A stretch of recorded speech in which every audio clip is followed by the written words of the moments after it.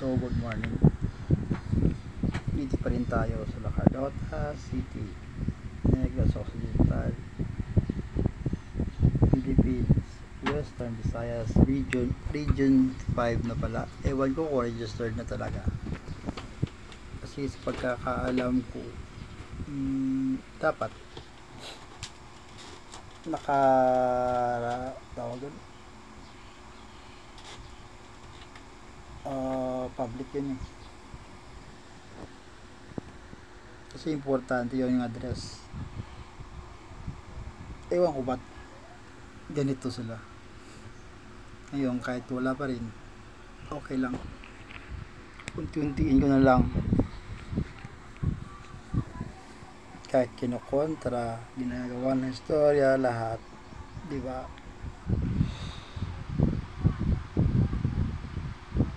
Update muna tayo.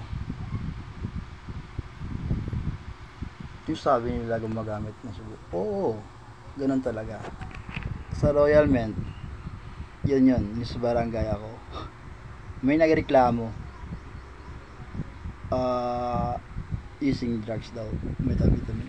Hindi nila alam, isang researcher din ako. So lahat ng sinasabi ko, ganito, ganyan. Lahat dito, informasyon, ganito. Ngayon, yung agreement, nakita ko na. Dolce of Lancaster, yung mga LLC, alam niyo ba? So, about the revenue. So, hinanap ako dito. Kasi biglaan yun eh. So, yung informasyon doon, when the late great Queen Elizabeth II, when his husband died, the rule that he had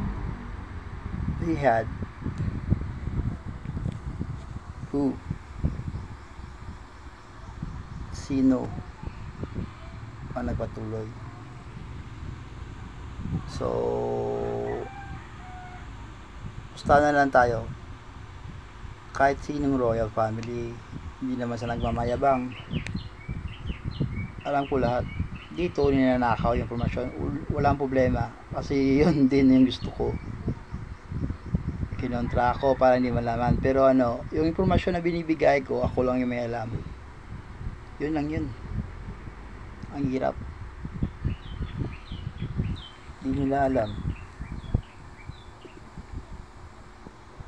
Ang pulis, puto ko lang yun, alam na nila. So good luck at salamat sa mga pulis, saludo ako sa inyo.